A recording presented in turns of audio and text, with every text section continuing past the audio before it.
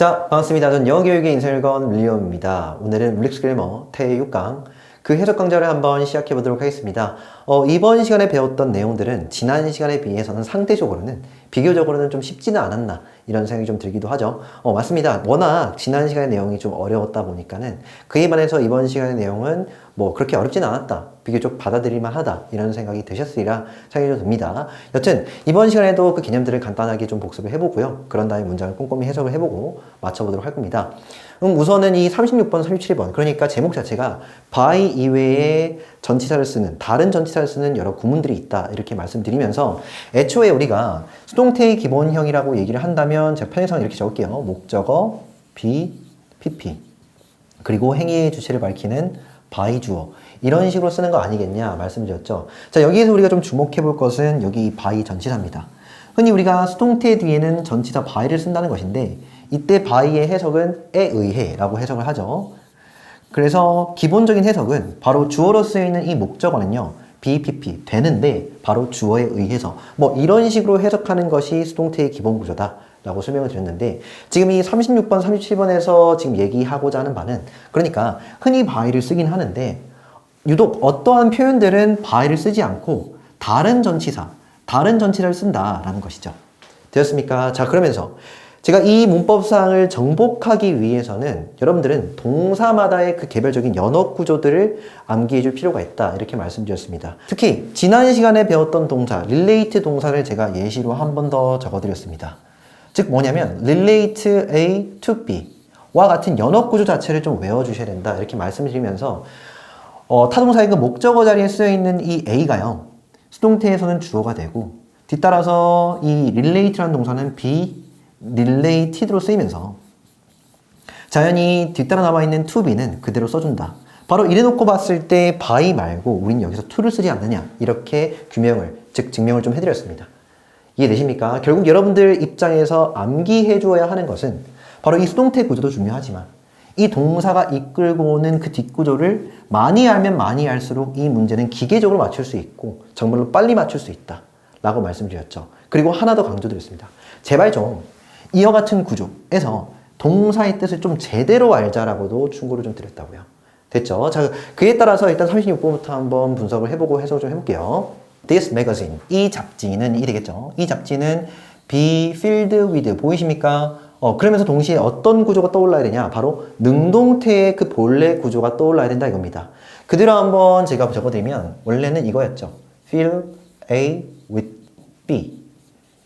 본래는 이 구조였는데, 즉 이 능동태의 목적으로 쓰여있는 이 A가 수동태의 주어로 쓰이면서 fill은 be filled로 적히고요, 뒤따라 남아있는 with B는 그대로 적히는 것이 되겠죠. 이렇게요. 됐죠? 얘 해석, 원래 이 능동 해석은 A를 B로 채워 넣다, A를 B로 채우다 정도의 뜻인데, 이것을 의식적으로 수동태로 좀 바꾸게 되면은 바로 A는, 이 잡지는 채워진 거죠. 그래서 채워져 있다 정도로 해석을 좀 해주시고, 무엇으로 채워져 있냐면은 large는 여기서 many 뜻입니다. 그래서 많은 사진들로 채워져 있다 이 정도로 해석을 좀 해주시면 되겠죠. 자, 다음에 37번 나왔습니다. 누가 나왔습니까? 내가 이거 얘기하려고 지금 여기껏 마라톤을 한 겁니다. 지금 여지껏 제가 마라톤을 해온 거예요. 여러분들은 be interested in은요, 굉장히 익숙하다라고 아마 자신 있게 말하실 겁니다. 근데 단 한 번도, 물론 그런 학습자가 있을 것이다라는 예상도 들긴 한데, 단 한 번도 이 interest를요 사전에 쳐보질 않았어. 되었습니까? 다시 be filled with, be interested in, 보이십니까? 즉 유사한 구조죠. 그러니까 BPP 수동태 뒤에 전치사가 붙어있는 이 구조인데, 제가 이 36번 지문에서 문장에서 어떤 말씀 좀 드렸냐면은, 이거 보면 능동구조 떠올려봐. 능동태의 그 본래 구조 있을 거 아니야 라고 말씀드리면서 이거 지금 떠올려 드렸잖아. 떠올려 보십시오. 어떻게 됩니까? 원래 이거였다니까. interest A in B, 원래 이렇게 적였다고요. 본래 여러분들이 이렇게 외워주셔야 돼요. 물론 이렇게는 요새는 잘 안 쓰지만 일단 이 능동 구조가 이런 모습이었다라는 생각이 좀 드셔야 된다고. 여기서 출발하셔야 돼요. 다시요. interest 뜻이 뭘까? 흥미 있는? 흥미 있다? 뭘까요? 얘 정확한 뜻은 뭐냐면은 흥미를 갖게 하다예요. 됐죠? 근데 누구를? 그쵸, A를. 어디에? B에. A를 B에 흥미 갖게 하다, 흥미를 갖게 하다예요. 다시요. 어떤 주어가 하나 있다면, 행위 주체가 하나 있다면 주어는 A를 B에 흥미 갖게 하다 정도의 뜻입니다. 그러니까 주어가 예를 들어서 부모라고 칩시다. 부모는요, 내 아이가 뭐 영어라는 과목에 흥미를 갖게 하는 거죠. 이해되셨습니까? 이 정도의 해석인데 얘를 수동태로 바꾸게 되면요. 그치. A는 be interested. 바로 되죠.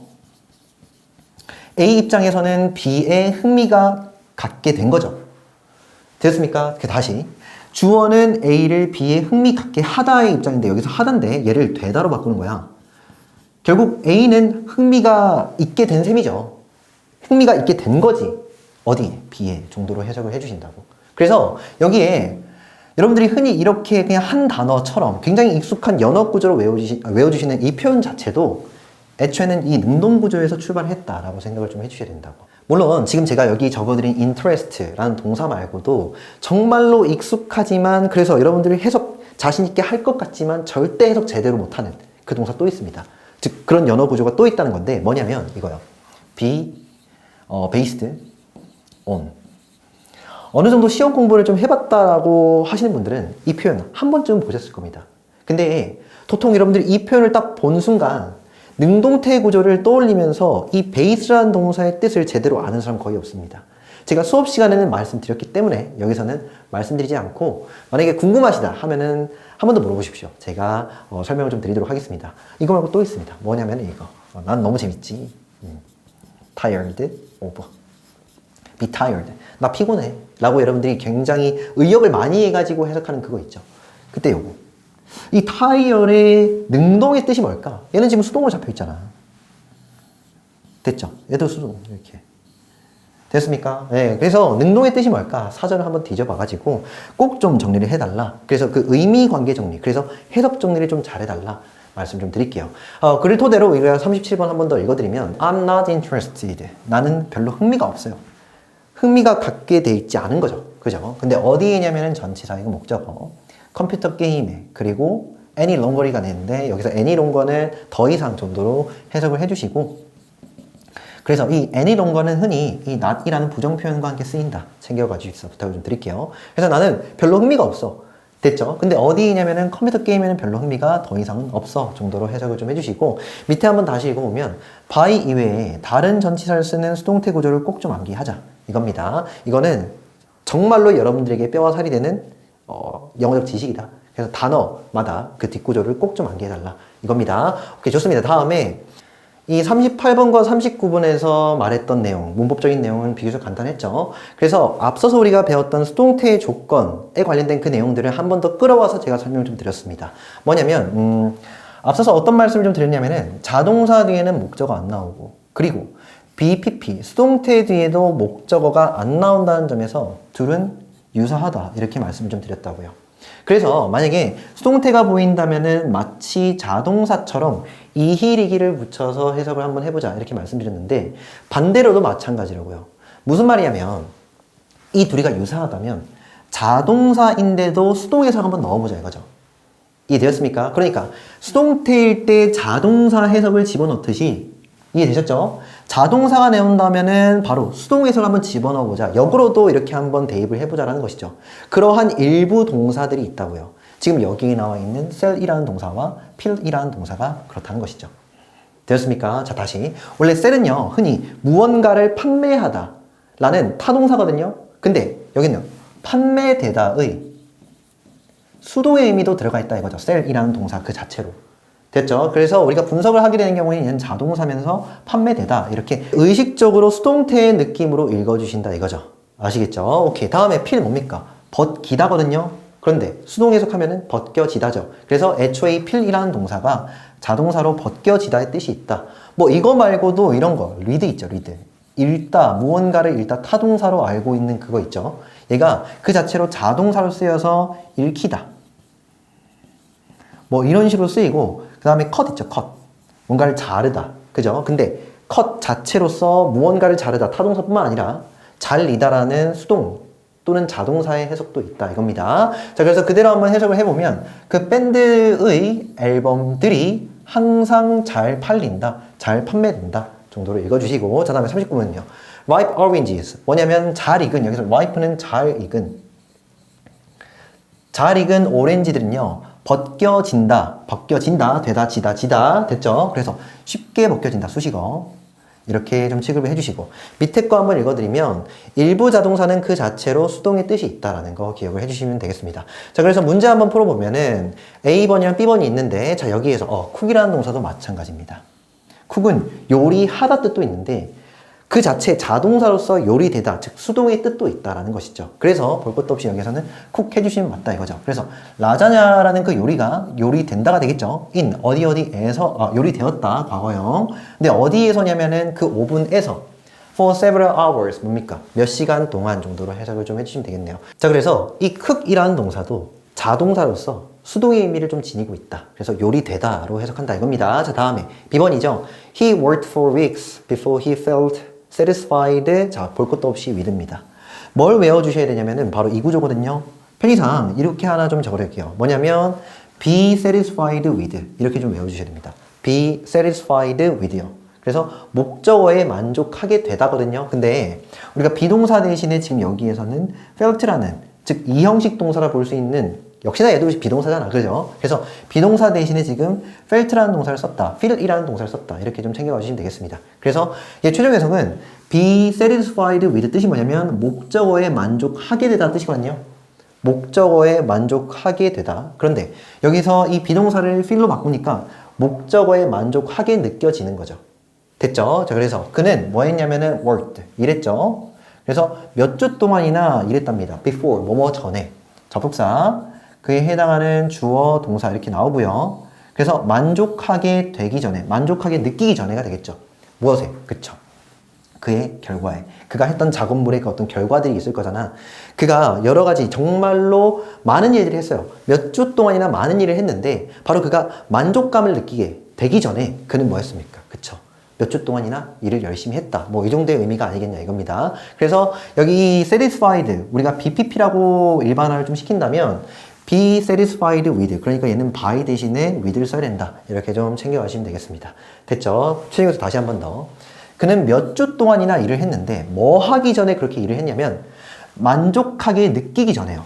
됐죠? 근데 무엇에? 그가 만들어낸 어떤 결과물에 정도로 읽어주시면 되겠네요. 오케이, 다음에 명언 한번 보고 역시나 또 맞춰보도록 할 겁니다.